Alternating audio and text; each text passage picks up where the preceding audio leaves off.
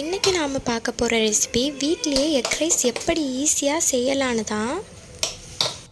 ரொம்ப ஈஸியாக ரொம்ப டேஸ்டியாக ஸ்டார்டிங்லேருந்து ஃபினிஷிங் வரை எப்படி செய்யலான்னு தான் நம்ம இன்றைக்கி பார்க்க போகிறோம்.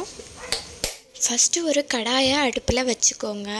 அது நல்லா சூடானதுக்கப்புறமா தேவையான அளவு எண்ணெய் ஊற்றிக்கோங்க. அப்புறமா ஒரு சின்ன பவுல் எடுத்துக்கோங்க. நான் இந்த ரெசிபி செய்கிறதுக்கு 3 முட்டை சேர்த்துருக்கேன். உங்களுக்கு எவ்வளோ தேவையோ அவ்வளோ முட்டை நீங்கள் சேர்த்துக்கோங்க. எக் ரைஸுக்கு ரொம்ப தேவையானதே முட்டை தாங்க. அதனால் உங்களுக்கு டேஸ்ட்டுக்கு ஏற்ற அளவில் நீங்கள் முட்டை சேர்த்துக்கோங்க. இதை விட கம்மியாகவும் சேர்த்துக்கலாம், கூடுதலாகவும் சேர்த்துக்கலாம். அது உங்கள் டேஸ்ட்டுக்கு ஏற்ற அளவில் நீங்கள் சேர்த்துக்கோங்க.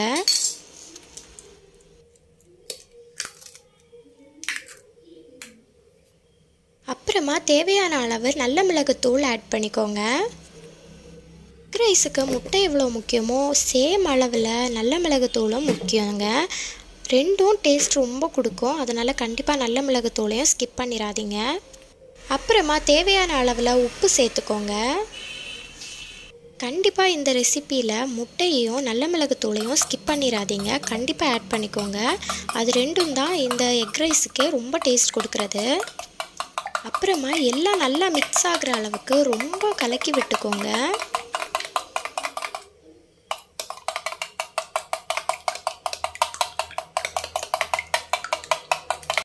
பாருங்கள், இந்த அளவில் எவ்வளோ முடியுமோ அவ்வளோ நல்லா மிக்ஸ் பண்ணி விட்டுக்கோங்க.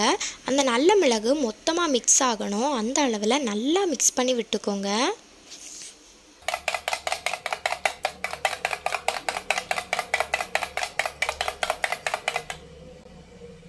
அப்புறமா நாம் சூடு பண்ணி எண்ணெய் ஊற்றி வச்சுருக்கிற கடாயில் இதை சேர்த்துக்கோங்க.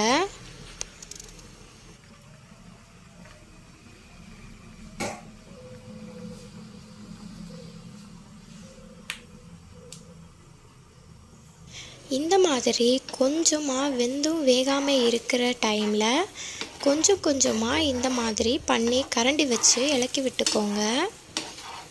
மொத்தமாக வெந்ததுக்கு அப்புறமாவும் நீங்கள் கை வச்சே ரொம்ப பொடிச்சு விட்டுக்கலாம். பட் சூடாக இருக்கும். அதனால் இப்படி செஞ்சால் கொஞ்சம் கூட ஈஸியாக இருக்கும். அதனால் இப்படி ட்ரை பண்ணி பாருங்கள்.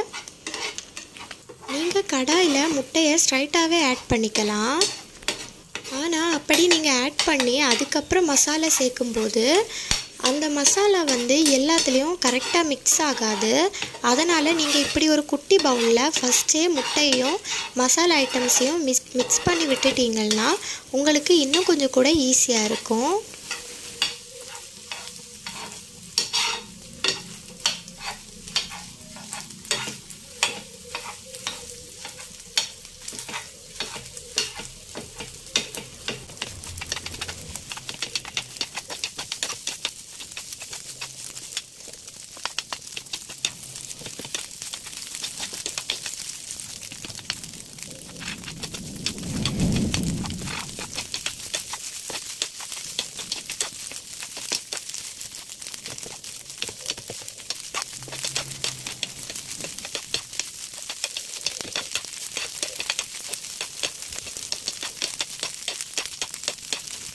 பாருங்கள், முட்டை இந்த அளவில் வெந்ததுக்கப்புறமா இன்னொரு பவுலில் மாற்றிக்கலாம்.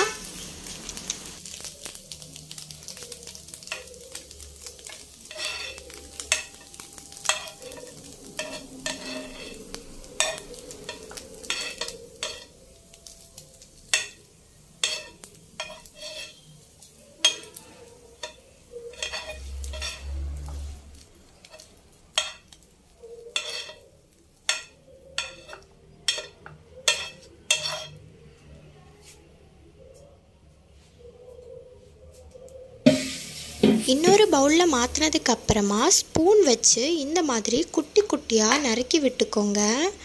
அப்போ தான் முட்டை சின்ன சின்ன பீசஸாக இருக்கும், இல்லைன்னா பெரிய பெரிய பீசஸாக இருக்கும். இதை கை வச்சு கூட நீங்கள் லைட்டாக மசிச்சு விடலாம். எனக்கு கொஞ்சம் பெரிய பெரிய பீசஸாக வேணுங்கிறதுனால நான் ஸ்பூன் வச்சு கொஞ்சம் இப்படி பண்ணியிருக்கேன். நீங்கள் உங்களுக்கு கொஞ்சம் ரொம்ப குட்டி குட்டி பீசஸாக தான் வேணும் அப்படின்னா கை வச்சு கொஞ்சம் பிசைஞ்சு விட்டுக்கோங்க. அப்போது ரொம்ப குட்டி குட்டி பீசஸாக சூப்பராக வரும்.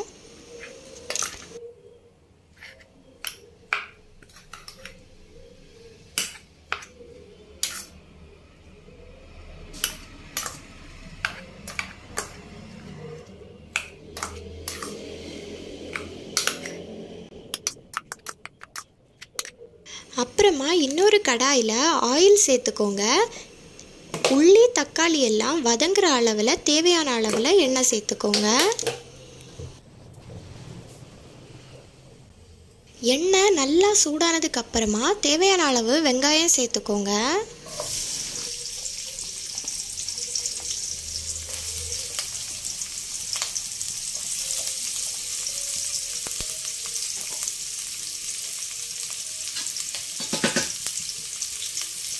தேவையான அளவு வெங்காயம் சேர்த்ததுக்கு அப்புறமா நல்லா பொன்னிறமாக வதக்கி எடுத்துக்கோங்க.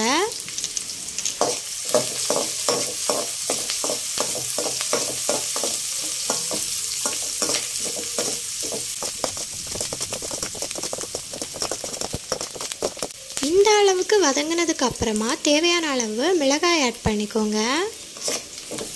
உங்கள் காரத்துக்கு ஏற்ற அளவில் நீங்கள் மிளகாய் ஆட் பண்ணிக்கலாம்.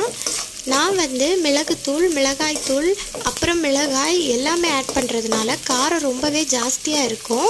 அதனால் கம்மியாக மிளகாய் ஆட் பண்ணிக்கிறேன். உங்களுக்கு எதில் காரம் ரொம்ப கம்மியாக போதுங்கிறது தோணுதோ அதில் காரத்தை கொஞ்சம் கம்மி பண்ணிக்கோங்க.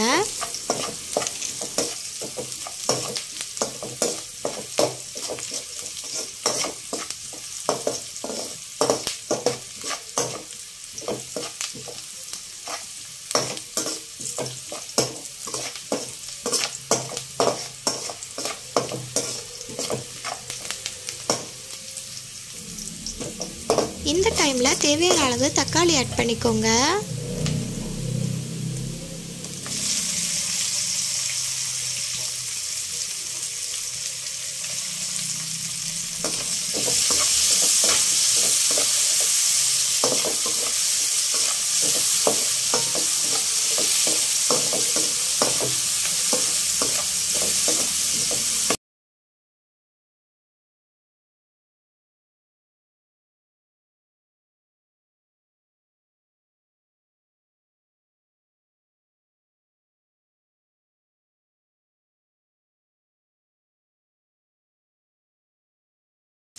எல்லாம் நல்லா பொன்னிறமாக வதங்கினதுக்கு அப்புறமா தேவையான அளவு ஜீரகத்தூள்,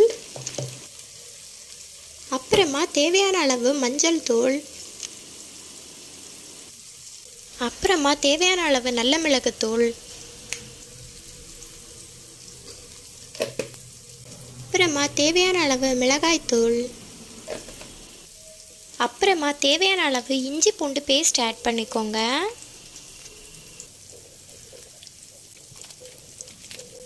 அப்புறமா தேவையான அளவு கரம் மசாலா ஆட் பண்ணிக்கோங்க. கரம் மசாலாவுக்கு பதில் நீங்கள் சிக்கன் மசாலா கூட ஆட் பண்ணிக்கலாம். இதெல்லாம் சேர்த்ததுக்கு அப்புறமா நல்லா மிக்ஸ் பண்ணி விட்டுக்கோங்க.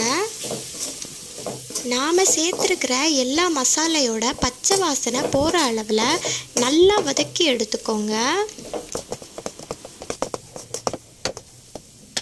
அப்புறமா நாம் ரெடி பண்ணி வச்சுருக்கிற முட்டையை இதில் சேர்த்துக்கோங்க.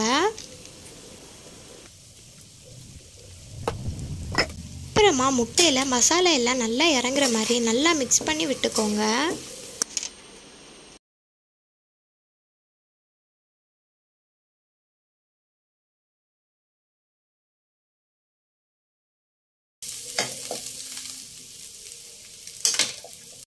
நீங்கள் ரைஸை ஸ்ட்ரைட்டாக ஆட் பண்ணிக்காதீங்க, மொத்தமாக சேர்த்து தட்டிடாதீங்க.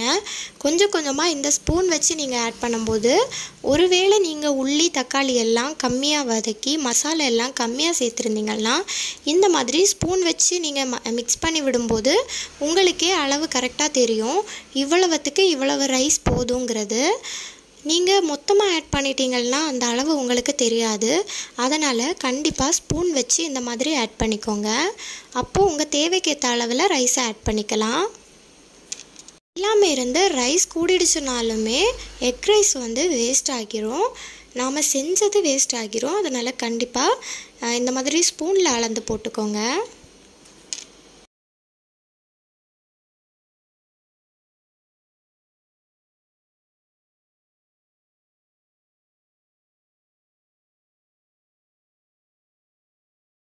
பாருங்கள், ரொம்ப டேஸ்டியான ஒரு ரெசிபி. ஆனால் கொஞ்ச நேரம் கூட ஆகலை, ரெடி பண்ணிட்டோம். ஆனால் இது ரைஸ் நம்ம ஏற்கனவே ரெடி பண்ணி வச்சுருந்தோன்னா ஒரு 5 நிமிஷம் தாங்க ஆகும் இந்த ரெசிபி ரெடி பண்ணுறதுக்கு. ஒருவேளை நாம் ரைஸ் புதுசாக தான் வேக வச்சு தான் இதை ரெடி பண்ணணுன்னா மட்டும் ஒரு 10 நிமிஷம் 15 நிமிஷம் டைம் எடுக்கும். மற்ற மாதிரி நம்ம ரைஸ் ரெடி பண்ணி வச்சுருந்தா 5 நிமிஷத்துலேயே இந்த ரெசிபி ரெடி ஆகிரும். கண்டிப்பாக எல்லோரும் வீட்டில் ட்ரை பண்ணி பாருங்கள். ரொம்ப டேஸ்டியாக இருக்கும். எக் ரைஸ் நம்ம வீட்டிலேயே செஞ்சு சாப்பிடும்போது செம்ம டேஸ்ட்டாக இருக்கும். கண்டிப்பாக எல்லோரும் ட்ரை பண்ணி பாருங்கள் இந்த ரெசிப்பியை. பாருங்கள், இந்த ரெசிபி பார்க்குறதுக்கே எவ்வளோ அழகாக இருக்குதுன்னு. கண்டிப்பாக இதை வீட்டிலையே ட்ரை பண்ணி பாருங்கள். ரொம்ப ரொம்ப டேஸ்டியாக இருக்கும். எல்லாருக்கும் கண்டிப்பாக பிடிக்கும். குழந்தைங்க எல்லாம் வீட்டில் சோறு சாப்பிட மாட்டேன்னு சொல்கிறாங்களா, அவங்களுக்கெல்லாம் இந்த மாதிரி செஞ்சு கொடுத்து பாருங்கள். கண்டிப்பாக வேணான்னு சொல்லவே மாட்டாங்க. கண்டிப்பாக எல்லோரும் வீட்டில் ட்ரை பண்ணி பாருங்கள்.